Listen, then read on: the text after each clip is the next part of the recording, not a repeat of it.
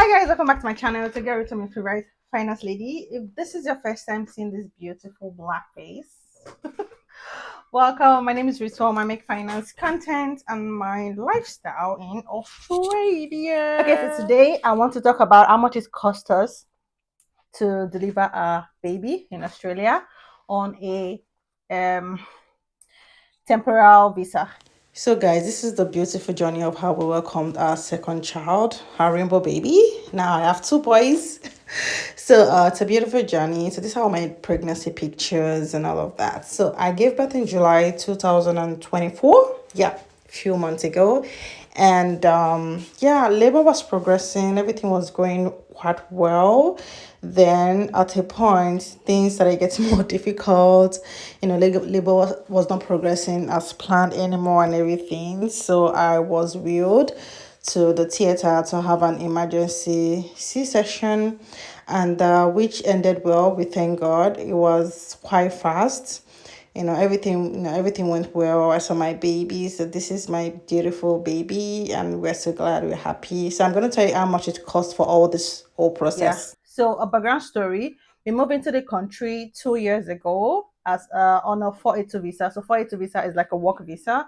So we moved into the country as a temporal resident on the visa. When we came into the country, we bought an health insurance for a family of three: myself, my husband, and my baby. Then we were paying around 200 and something dollars for just normal cover, like normal covers, which is, so we pay 200 and something every month. Then we plan to have our baby maybe after 2 to 3 years. Guys, if I'm looking, I have my laptop here. I don't know, it's just went off. Okay, let me just show you guys. So in case I'm looking, I have my laptop here and I have this stuff I'm going to discuss right here. So yeah, I think it's all good now.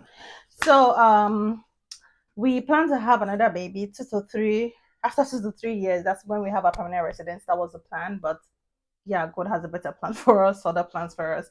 So we decided to up our game. So it's a higher package, and we moved to a higher package that covers pregnancy, delivery, and all of that.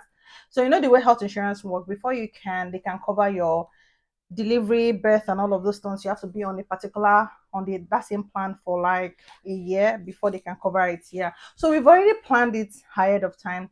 So we moved to the new package and we're paying around 500 and something dollars, I think. So because if you're on that package for a year, if you deliver or put to bed or get pregnant, it covers everything. So that was what they told us, and we're like, okay, that's good. So we moved to like 500 and something, and we noticed like every AK market day, we noticed that almost every month they increase the package. Like we're paying 500 or something, then after 6 months or 4 months, they will increase the package. So that's why we're paying 500. From 500, oh, they increase it to 600. They increase it. Now we're paying around 700 and something. Yeah, close to $700 every month, which is too much. But anyway, that was it. So we're in that package for 1 year. So immediately it clocked 1 year. That was when I got pregnant. So I got pregnant last year around November or so. I can't remember. Yeah, that was when I got pregnant. So when I got pregnant, we were already like relaxed that okay, we have an health insurance that covers everything. So like for in our mind, we're not supposed to pay for anything. That's how it works. Because back in Nigeria, my health insurance covered everything from my antenatal appointment to the test and everything to delivery. I didn't pay 1 naira. I didn't pay anything. I didn't pay $1. So that was what we were thinking, like when we come like here, since we have an health insurance. But guys, it wasn't like that. In January, I was around 12 weeks pregnant. I went for the scan. So when we got there, they were like, no, your health insurance is not going to cover for the scan. They were speaking a lot of English, blah, blah, blah. We were like, it's fine, we'll pay. So I paid $200 to do my 12-week scan to just see that, okay, oh, there's a baby there. Oh, it's growing. Oh, is this, blah, blah, blah. We paid $200. We were excited. So we're not even looking at it that 200, it's just $200. So we paid for it. Then after that, for every hospital visit, so we have this particular hospital clinic that we use, or we can call it, I'm not going to call it hospital, like medical center.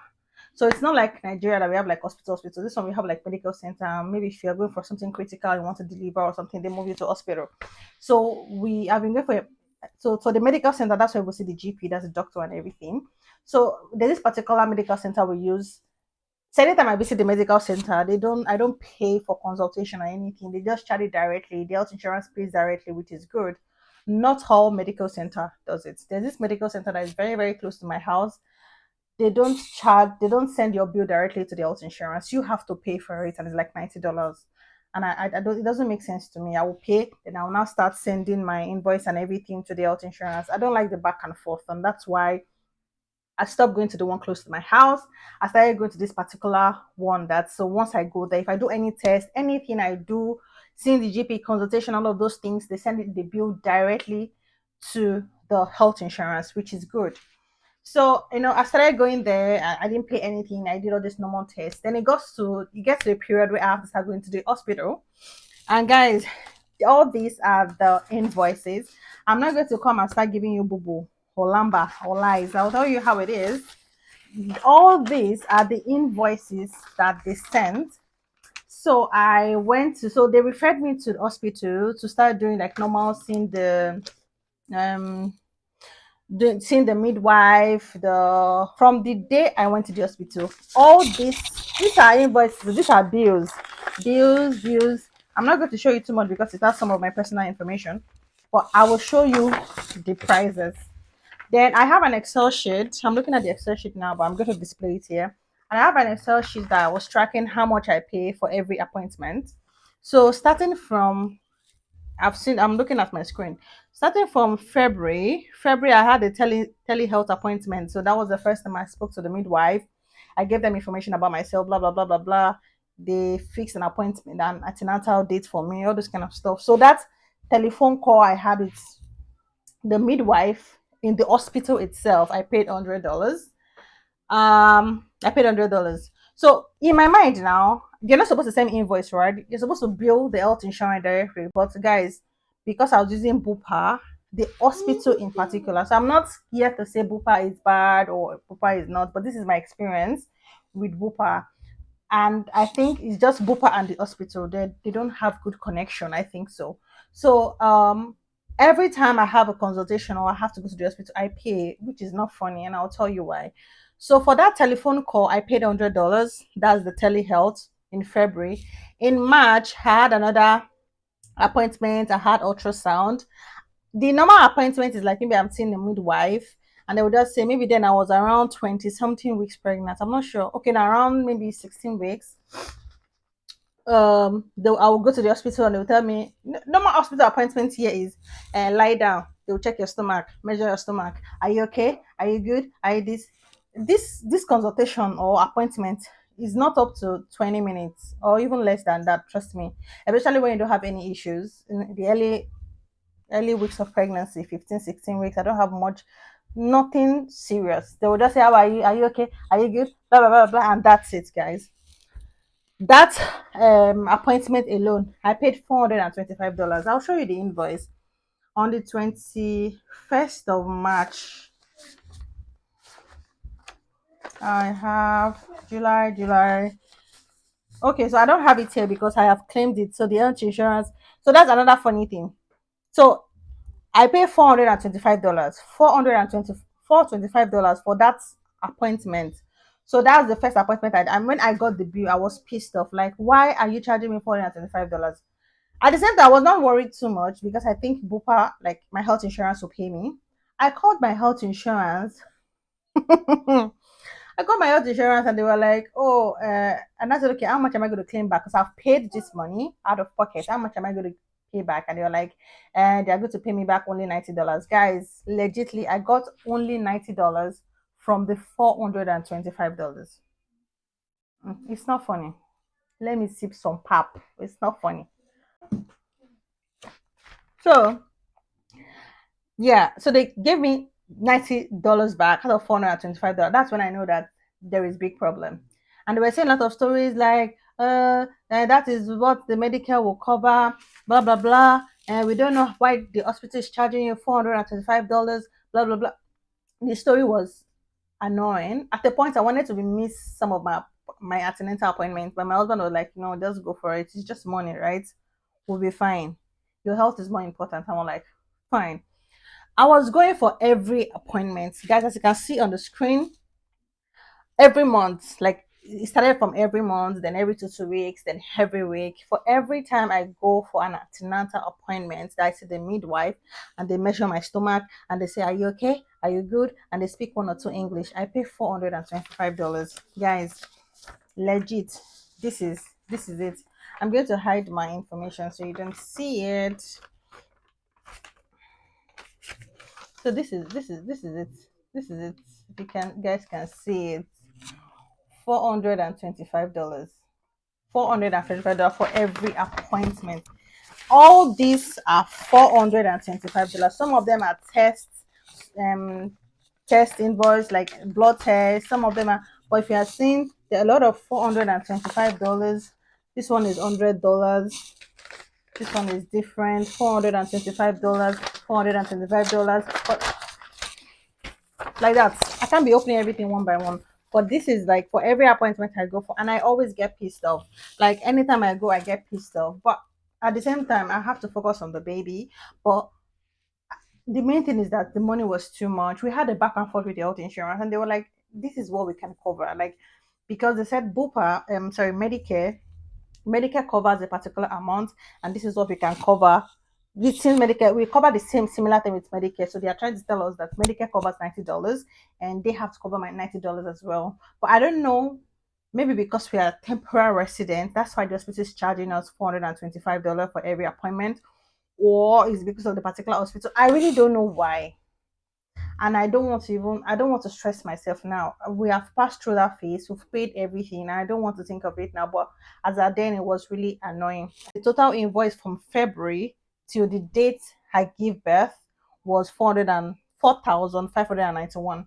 Note, my delivery fee was not part of it. These are just antenatals, appointments, blood tests, some of the blood tests, scans, and all of that. So the cost of delivery and everything, and if it's surgery or not surgery and everything, they send it directly to the health insurance.